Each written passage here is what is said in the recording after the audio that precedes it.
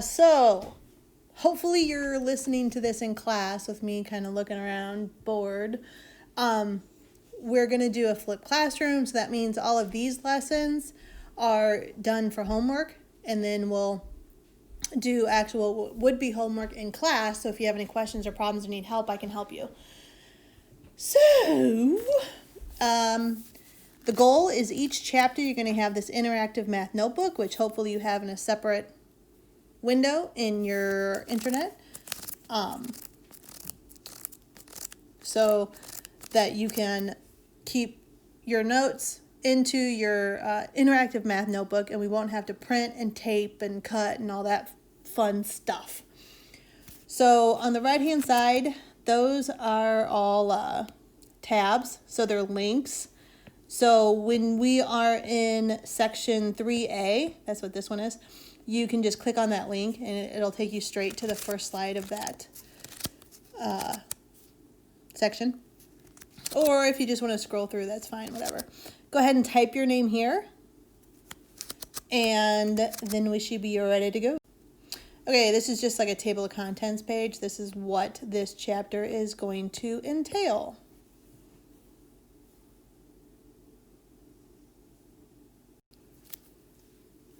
Okay, chapter 1, section 1, solving simple equations. So this is very much review of solving equations last year. There are some tricky things in this section, so hopefully you'll be able to follow it. Always show your work, even if you can do it in your head. Write the equation first and each step to solve it. All right, so this means I want to see a picture of your work. If you have a like a iPod or iPad and you can write directly on it like I can, that's fine. But most of us don't, so you'll need to insert a picture. And your laptop at school, if you see the top middle of it, there's like a little pinhole looking thing. That's actually your camera. So I will, when you get here, I'll show you how to insert a picture using that camera. All right, so do you remember to solve by eliminating fractions? Oh, of course, this is a decimal. So whoops, decimal, by writing an equivalent. Okay, so how many digits to the right of the decimal do you have maximum in your terms? There's one digit, there's two digits. So you're going to multiply every term by 100 because you want to move that decimal point over 2 places to the right. There are 3 terms, so make sure you multiply every term by 100. 7/10 times 100, I move it twice. That gives me 70 plus 100y equals negative 134. Now I'm ready to isolate my variable term by subtracting 70 from both sides, so you show that work. And then I'm left with 100y equals, those are both negatives, so negative 134 plus negative 70 is negative 204. Now I'm going to divide both sides by 100 so I can get y by itself. And that means I'm moving my decimal point 2 places in. So my answer is negative 2 4/100. All right, so here's a fraction. We're going to eliminate a fraction. So I see 2 denominators, and I want to know what the least common multiple is, or the common denominator. And you're going to multiply every term by that. So a 3 and a 6, my least common multiple or my common denominator would be a 6. So I multiply every term by 6. That leaves me with 5. So 5, 6 times 6. Cross reduce. You're left with 5/1, which is 5. 1/3 times 6. Cross reduce. And that leaves you with 2. So 5 equals 2 plus 6d. You want to get your variable term by itself, so subtract 2 from both sides. Show that work. Oops, that's a positive 3. Equals 6d. Divide by 6. d equals 1/2. Well, it equals 3/6, but I know that it reduces to 1/2. All right. So if you can do this in your head, great. If you have trouble with that, then just do it off to the side. and then take a picture so that I can see all of your work. All right, so hit pause and see if you can do this one. Please note that you have a, what is that, absolute value thing there.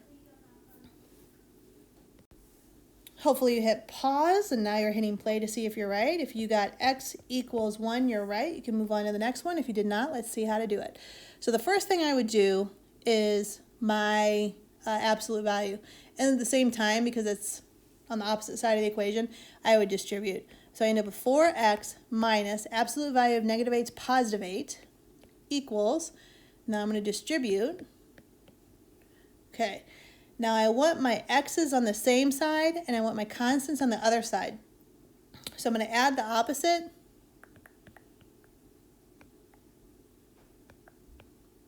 So I can get 4x equals 2x plus 2. Now I'm going to add the opposite again to get my x's on the same side. 2x equals 2. Now I need to divide by 2 to get x by itself. X equals 1, which is the correct answer. And as you know, I always loved algebra when I was learning it because I could always check my work and I knew if I was right or not.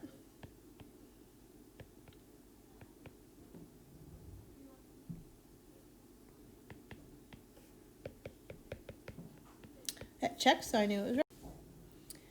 All right, so let's solve this one. For your variable, x is your variable. Pi is a number. It is not a variable. You are solving for x. Hit pause, see if you can solve it, and then hit play when you're done. Okay, hopefully you hit pause and you solved it. If you have x equals 3, you can move on. If you did not get 3, make sure to insert a picture of your work if you got it right. If you did not get 3, follow along on how to solve it. Okay, so I want x by itself. Pi is hanging on to it through multiplication. The inverse of multiplication is division, so I'm going to divide both sides by pi. On my left-hand side, pi over pi, anything over itself is 1, so I'm left with x equals, my right-hand side, pi over pi, anything divided by itself is 1, so I'm left with 3. X equals 3. So if you have pi on both sides of your equation, not a problem because it'll cancel out. All right, so we need to first write an equation. We need to remember from last year. We've got interior angles of a triangle. We know a formula about interior angles of a triangle. They add together to be 180. So we've got 82 degrees, 27 degrees, plus x degrees. There is my equation. Now I'm going to solve it. Hit play, or hit pause and solve it, and hit play when you're done. Okay, so hopefully you solved it. If you got x equals 71, you're right. You can move on to the next one. If you didn't, well, don't forget to insert your picture. If you didn't, let's solve it. So I look at my left-hand side first, and I see, do I have like terms? Yes, I do. These are both constants, so I'm going to take care of that first. So 109 plus x equals 180. Now I can't simplify anything, so I'm going to get this by itself using inverse operations.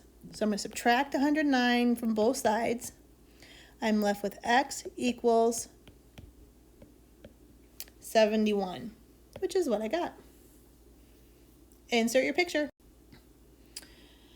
All right, you try and solve this one. Hit pause, and when you're done, you can hit play. Hopefully you just hit play. I'm going to write it in a sentence because this is a story problem. The melting point of nitrogen is negative 210 degrees Celsius. Don't forget that label. All right, if that's what you got, great, move on. If it's not what you got, let's figure it out. Information I was given, let's see here. Melting point of liquid. Melting point of bromine is -7. So I'm going to write that down. Melting point bromine equals -7 degrees Celsius. And then I see the melting point of bromine is. So I'm going to start with melting point bromine. Bromine. Is an equal sign.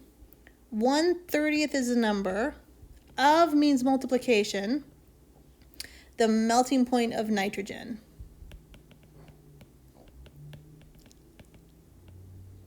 Okay, and it says to find the melting point of nitrogen. So that's what I need to find. So I'm ready to define my variable. Let N equal the melting point of nitrogen. Let's see here. I have the same thing here, so that means these can be set equal to each other. The melting point of bromine is, I'm looking at this one now, 1/30 times the melting point of nitrogen, which I said is N. I'm ready to solve. I have a fraction, so I am going to multiply every term by the common denominator, or the denominator. Actually, what you're doing is you're multiplying by the reciprocal. So on my left-hand side, negative 210 equals N. So I know the melting point of nitrogen is negative 210 degrees Celsius.